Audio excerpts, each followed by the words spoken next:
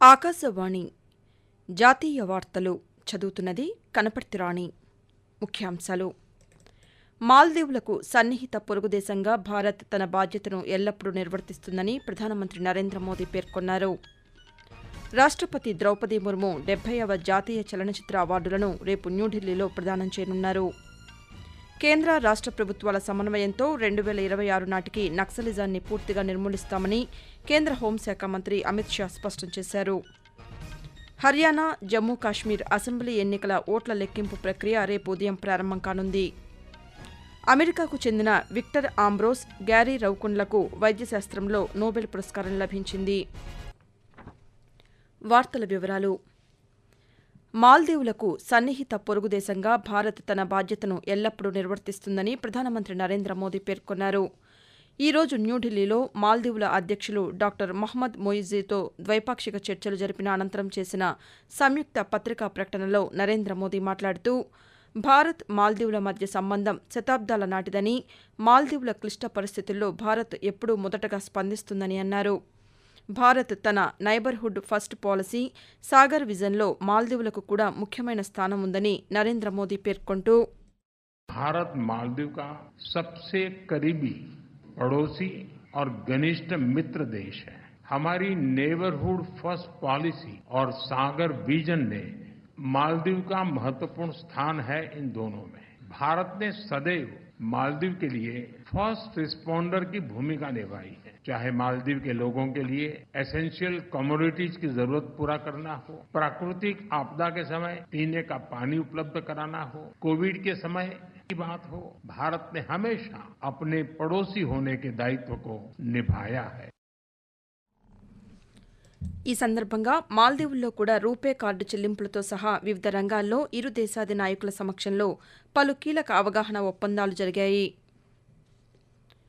రాష్టపతి ద్రౌపది ముర్ము రేపు న్యూఢిల్లీలో 2022 సంవత్సరానికి గాను 70వ జాతీయ చలనచిత్ర అవార్డులను ప్రదానం చేయనున్నారు. ఈ సందర్భంగా ప్రముఖ నటుడు మిథున్ చక్రవర్తిని సినీ రంగంలో అత్యున్నత గుర్తింపు దాదాసాహెబ్ ఫాల్కే అవార్డుతో సత్కరించనున్నారు. కన్నడ చిత్రం కాంతారాలో అద్భుతమైన నటనకు గాను రిషబ్ శెట్టికి ఉత్తమ నటుడి అవార్డును అందజేస్తారు. ఉత్తమ నటి అవార్డును నిత్యా మీనన్, మానసీ పరేఖ్లు కలిసి అందుకోనున్నారు. కేంద్ర రాష్ట ప్రభుత్వాల సమన్వయంతో దేశం నుంచి నక్సలిజాన్ని పూర్తిగా నిర్మూలిస్తామని కేంద్ర హోంశాఖ మంత్రి అమిత్ షా అన్నారు. వామపక్ష తీవ్రవాద ప్రభావిత రాష్ట్రాల ముఖ్యమంత్రులతో అమిత్ షా అధ్యక్షతన ఈ రోజు న్యూఢిల్లీలో సమీక్షా సమావేశం నిర్వహించారు.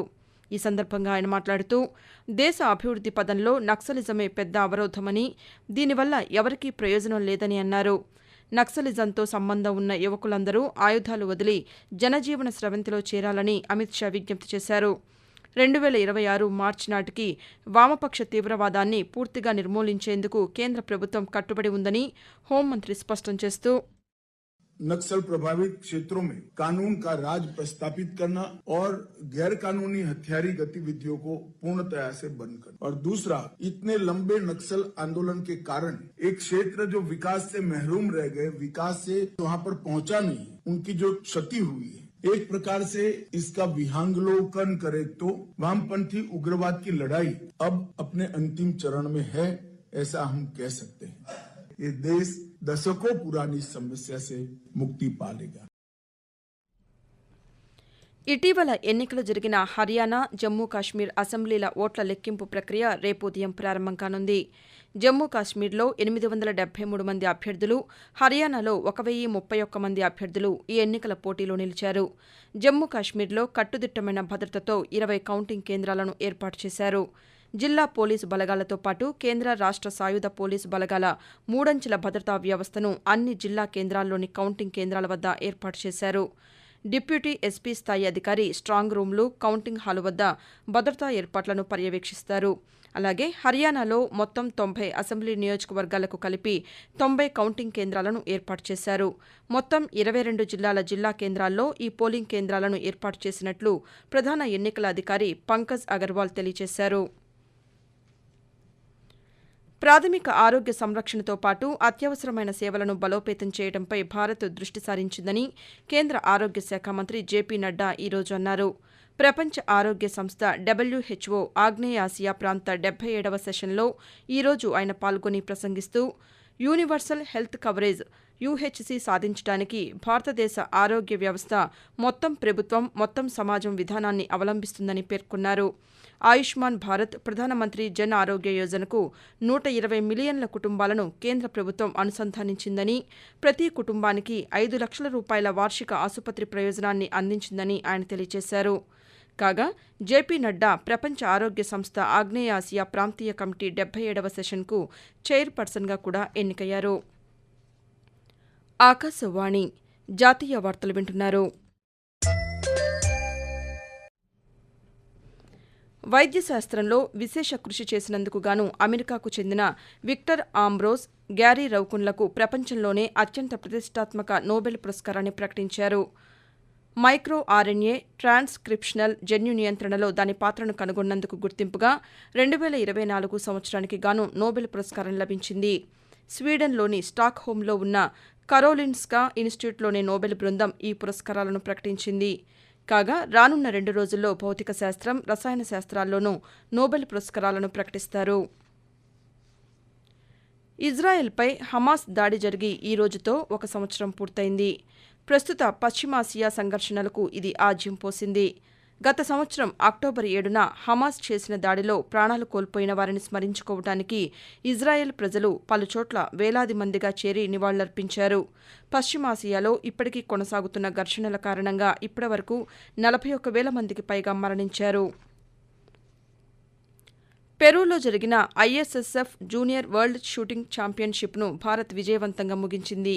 13 స్వర్ణాలు, 3 రజతాలు, 8 కాంస్యాలతో కలిపి మొత్తం 24 పతకాలతో భారత షూటర్లు పతకాల పట్టికలో అగ్రస్థానంలో నిలిచారు. ఇటలీ 2వ స్థానంలోనూ, నార్వే 3వ స్థానంలో నిలిచింది. కాగా రైఫిల్, పిస్టల్ షాట్గన్ విభాగాల్లో ప్రతిష్టాత్మక ISSF ప్రపంచ కప్ ఫైనల్స్ ఈ నెల 13 నుండి 18వ తేదీ వరకు న్యూఢిల్లీలో జరగనున్నాయి. దేశీయ స్టాక్ మార్కెట్ సూచీలు నష్టాల్లో ముగిశాయి. సెన్సెక్స్ ఉదయం 81,926.99 పాయింట్ల వద్ద లాభాల్లో ప్రారంభమైంది. ఇంట్రాడేలో 82,137.77 వద్ద గరిష్టానికి చేరింది. అనంతరం 80,726.06 వద్ద కనిష్టాన్ని తాకి 638.45 పాయింట్ల నష్టంతో 81,050 వద్ద ముగిసింది. నిఫ్టీ సైతం 218.85 పాయింట్ల నష్టంతో 24,795.75 వద్ద స్థిరపడింది. డాలర్తో రూపాయి మారకం విలువ 83.99గా ఉంది. దేశంలో వ్యవసాయ సంస్కృతిని పెంపొందించేందుకు ప్రభుత్వం కృషి చేస్తోందని కేంద్ర వ్యవసాయ శాఖ మంత్రి శివరాజ్ సింగ్ చౌహాన్ అన్నారు. ఈరోజు న్యూఢిల్లీలో రైతు సంఘాలతో ఆయన సమావేశమయ్యారు. ఎన్డీఏ కూటమి ప్రభుత్వం రైతుల సాధికారత కోసం కృషి వికాస్ యోజన, ఫసల్ బీమా యోజన వంటి అనేక నిర్ణయాలు తీసుకుందని కేంద్ర మంత్రి పునరుద్ఘాటించారు. ఆంధ్రప్రదేశ్ ముఖ్యమంత్రి నారా చంద్రబాబు నాయుడు 2 రోజుల ఢిల్లీ పర్యటనలో భాగంగా ఈరోజు ప్రధానమంత్రి నరేంద్ర మోదీతో సమావేశమయ్యారు. రాష్ట్రానికి సంబంధించిన పలు కీలక అంశాలపై చర్చించారని అధికార వర్గాలు వెల్లడించాయి. అనంతరం రైల్వే శాఖ మంత్రి అశ్విని వైష్ణవ్తో సమావేశమయ్యారు. రేపు ఉదయం 11:30 కేంద్ర మంత్రి గడ్కరీని కలవనున్నారు. సాయంకాలం పెట్రోలియం మంత్రి హర్దీప్ సింగ్ పూరితో భేటీ కానున్నారు. ఆ తర్వాత రాత్రి 8 గంటలకు కేంద్ర హోంమంత్రి అమిత్ షాతో, రాత్రి 11:15 నిర్మలా సీతారామన్తో ముఖ్యమంత్రి సమావేశం కానున్నారు. జాతీయ వార్తలు ముగించే ముందు ముఖ్యాంశాలు మరోసారి. మాల్దీవులకు సన్నిహిత పొరుగు దేశంగా భారత్ తన బాధ్యతను ఎల్లప్పుడూ నిర్వర్తిస్తుందని ప్రధానమంత్రి నరేంద్ర మోదీ పేర్కొన్నారు. రాష్ట్రపతి ద్రౌపది ముర్ము 70వ జాతీయ చలనచిత్ర అవార్డులను రేపు న్యూఢిల్లీలో ప్రదానం చేయనున్నారు. కేంద్ర రాష్ట్ర ప్రభుత్వాల సమన్వయంతో 2026 నాటికి నక్సలిజాన్ని పూర్తిగా నిర్మూలిస్తామని కేంద్ర హోంశాఖ మంత్రి అమిత్ షా స్పష్టం చేశారు. హర్యానా, జమ్మూ కాశ్మీర్ అసెంబ్లీ ఎన్నికల ఓట్ల లెక్కింపు ప్రక్రియ రేపు ఉదయం ప్రారంభం కానుంది. అమెరికాకు చెందిన విక్టర్ ఆంబ్రోస్, గ్యారీ రౌకున్లకు వైద్య శాస్త్రంలో నోబెల్ పురస్కారం లభించింది. ఆకాశవాణి జాతీయ వార్తలు ఇంతటితో సమాప్తం.